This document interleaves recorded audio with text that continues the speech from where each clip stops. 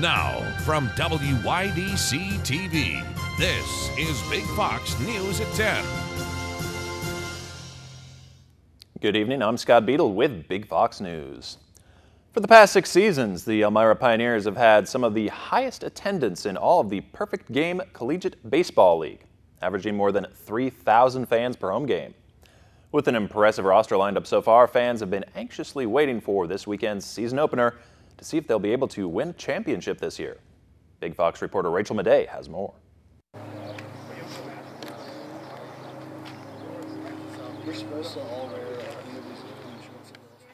Well, right now we have a 33-man roster with only 17 guys are here in town right now, and the majority of those 17 guys are pitchers. So this weekend's going to be a little bit interesting as we still wait the arrival of 16 players. 6 of which are still playing in regional play, which bodes well for us in the long term. But in the short term, we're going to be a little short-staffed. I decided to come back just because of the atmosphere here in Elmira. Also, the coaching staff was great last year, and they all returned. Also, just playing baseball in Elmira is a fun time. This year, I'd like to win a championship. We didn't do that last year. We lost in the Western Conference semifinals. And my ultimate goal for them is for them to leave here better than they came in, so their college careers are fruitful. And I always remind them that the sweetest thing will be to walk into a big league clubhouse, and I hope that they get that opportunity. And I hope that they remember their summer here in Elmira from that social experience and from the baseball experience. Well, I started last year. That's my senior year of high school, and I figured it'd be a good way to start, get a good base before I went into college. And I decided to come back because it was a great experience, all the fans, great coaching staff, great teammates, so I figured it'd be a good reason to come back.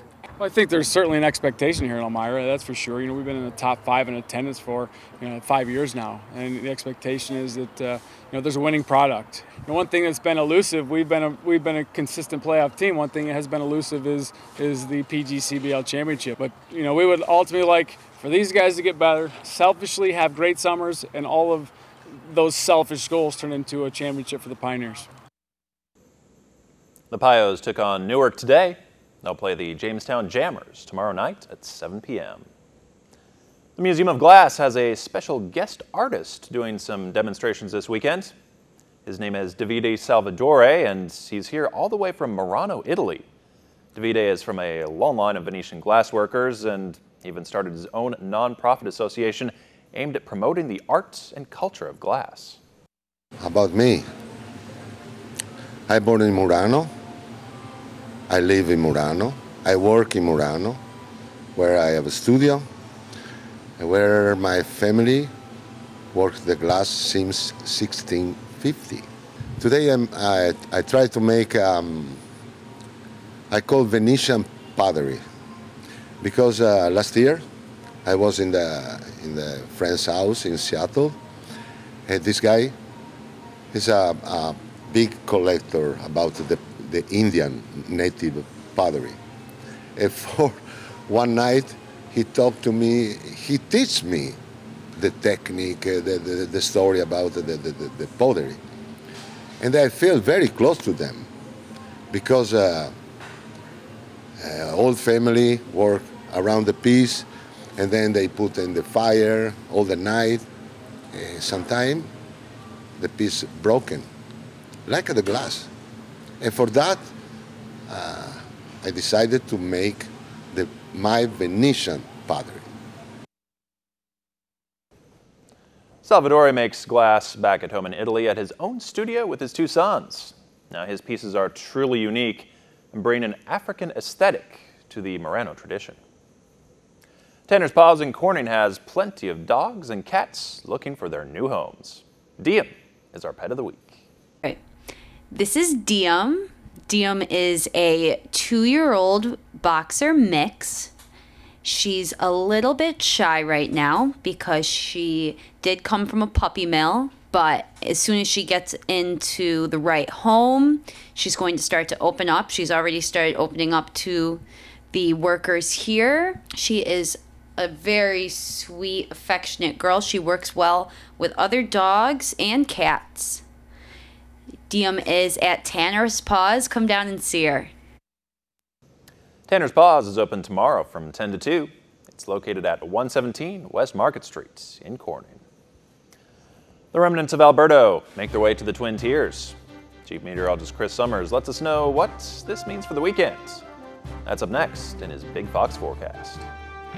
Here's your local stock market update from Big Fox.